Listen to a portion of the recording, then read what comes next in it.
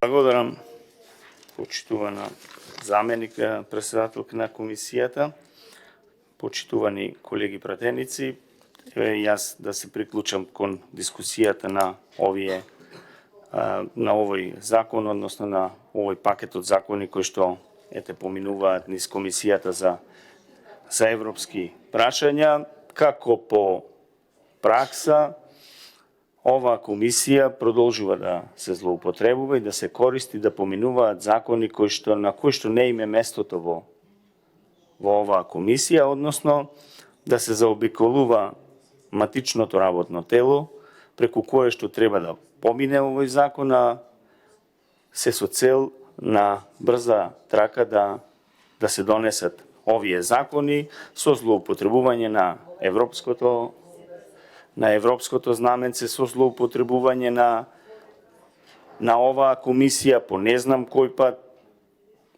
со носење на овој пакет закони, во кој што и овој закон за стручно усовршување и обука на административните службеници.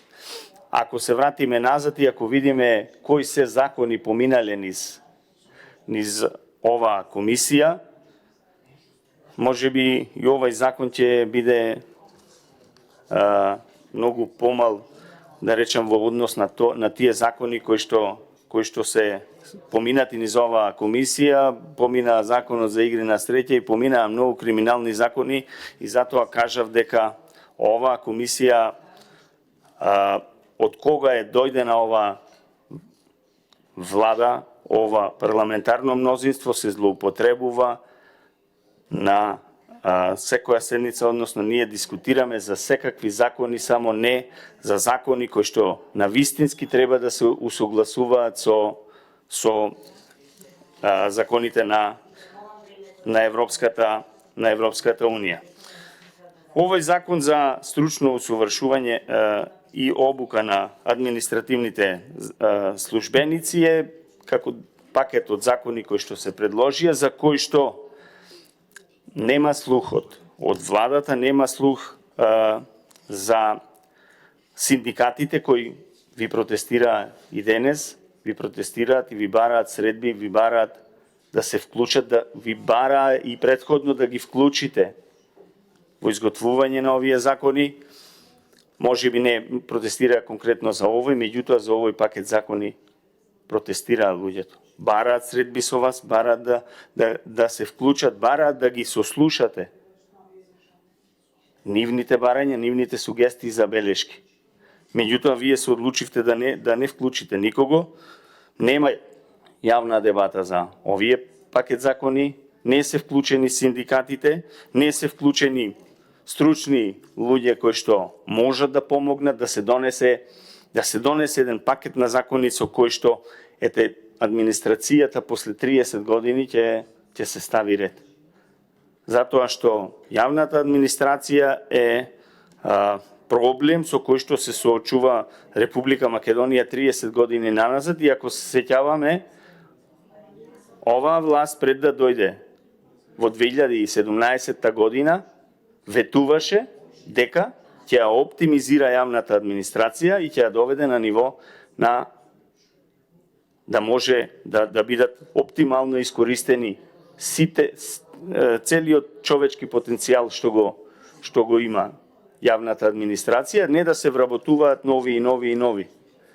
Но од ова што го гледаме во сите овие години, гледаме дека ништо од тие ветувања на оваа власт за реформа на јавната администрација.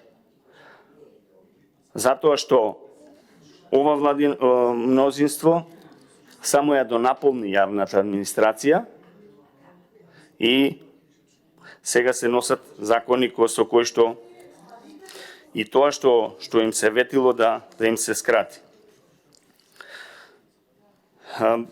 Генерално нема потреба од донесување на ваков закон, ниту формирање на посебна агенција за обука на административни службеници, затоа што во Министерството за информатичко општество постои сектор кој што е надлежен за спроведување на обуки. И наместо да ги користиме тие ресурси, ние сега ќе формираме нова агенција, таа агенција повторно ќе треба вработени, повторно ќе треба стручни луѓе, кои што на крај ќе треба да ги обучуваат овие нестручни кадри кои што се вработуваат секој ден нови огласи, секојдневно имаме нови огласи. Добро кажа мојот колега Бране Петрушевски, викенд огласи. Во петок излегува, во понеделник е завршен огласот. Се со цел само за да се вработи некој партиски кадар.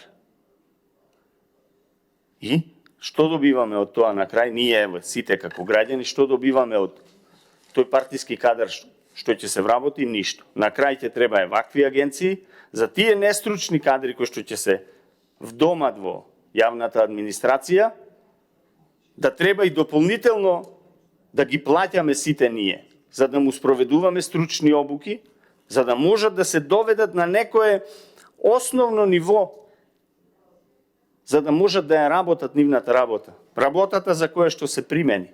Затоа што, верувајте дека, дел од тие што се примаат на овие огласи не знаат ни што им се работните задачи понатак. И ние сите треба да ги плаќаме и нивните дополнителни обуки. Наместо да вработиме стручни луѓе, стручен кадар, да не е огласот од петок до понеделник, за да не може никој да го види само тој за кој што е наменет. Уште фали име и презиме да се напиши на тој оглас во петок, за во понеделник да заврши огласот со неговото име. Ете, такви огласи имаме, почитуван министер во јавната администрација. Јас ја почитувам вашата желба и борба за да се стави ред во јавната администрација, но верувајте дека тие со кои што седите на иста маса во владата немаат такво размислување како вас. Имаат многу поразлично размислување од тоа како треба со јавната администрација да се работи, да се наполни со партиски кадри, за да може после на денот на избори да се користат тие луѓе како гласачка машинерија. Тоа е недозволиво во една демократија.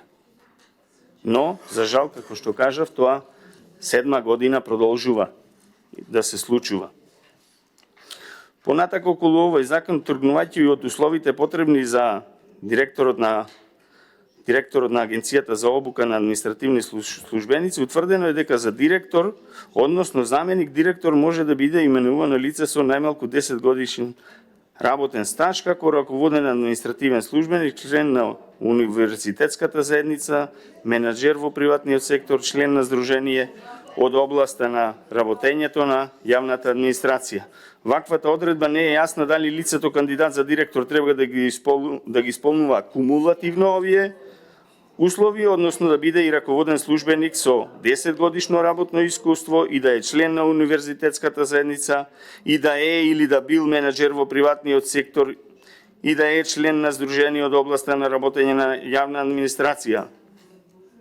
Ова е, како што кажав и претходно и за претходните огласи, тенденциозно за одредено конкретно лице за кое што се мисли да стане директор, барем пишете ги имињата и презимињата на ваквите огласи, на ваквите закони кога ги носите, барем нека се со име и со презиме, за да не ги доведувате граѓаните да конкурираат на огласи за кои што веќе е завршена постапката и се знае кој треба да биде примен.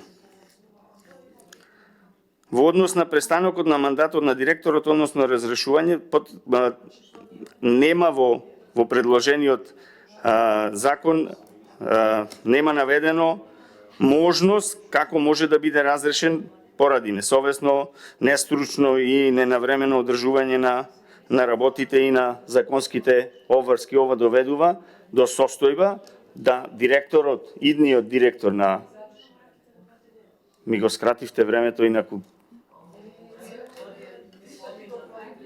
3 минути ми оставивте време, затоа сега трепка. А почнав од 3 минути, го видов. Така да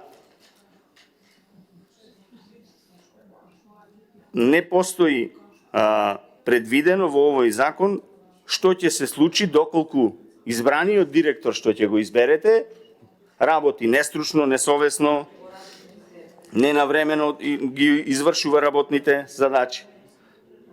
Значи ли тоа дека може да овој директор да прави што сака без да одговара? А понатака, доколку се инсистира на програмскиот совет, тогаш подобро би било од секоја институција да има представник, затоа што обуките мора да бидат тематски во зависност од тоа за која институција станува збор. Не може да имаме обуки за комплетната цела јавна администрација без разлика во кој сектор работат тие луѓе, не им се потребни сите обуки на тие луѓе. Треба да се тематски во зависност од нивните потреби, од нивното работно место, како да стигнеме до оптимизирана јавна администрација. Бидејќи, како што ви кажав и претходно, требаше да водите сметка пред 7 години кога дојдовте на власт, кога ветувавте дека ќе ја реформирате јавната администрација, кога ветувавте дека ќе ја оптимизирате работата на јавната администрација, тогаш требаше да водите сметка за ова сега што ви го зборувам. Затоа што сега се соочивте со проблемот на нефункционална јавна администрација, на луѓе кои што не си ги познаваат своите работни задачи, затоа што во петок конкурирале, во понеделник завршила постапката, во среда се избрани за на работа. И сега сите ние треба тука да дебатираме, да носиме закони со кои што овие луѓе, овие партиски кадри што ги ставате низ јавната администрација, ќе ги дообучуваме, ќе трошиме нови средства, нови ресурси, наместо тие средства да се искористат на вистинско место, ние ги трошиме на дообука на вашата партиска јавна администрација. Им нудите стручна обука на јавната администрација, заборавивте дека во претходниот закон со тоа што го скративте минимална плата и усовршувањето со минимална плата, им ја скративте платата, а им нудите стручна обука. Тоа не е добро и тоа го знаат вистинските вработени во јавната администрација, дека ова е ваша двојна игра со која што од една страна нудите едно, од друга страна им ја кратите платата. Со тоа што го скративте терминот минимална плата и усогласувањето со минимална плата, овие луѓе ќе земаат помала плата.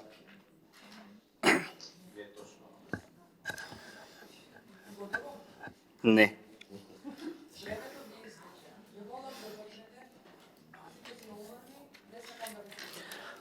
Уште ова морам да го дополнам во однос на минималната плата, затоа што ова владино мнозинство, ова парламентарно мнозинство составено од СДСМ и ДУИ, во кое што ете и вие влеговте, толку многу се фалеше со минималната плата што на крај ја избриша.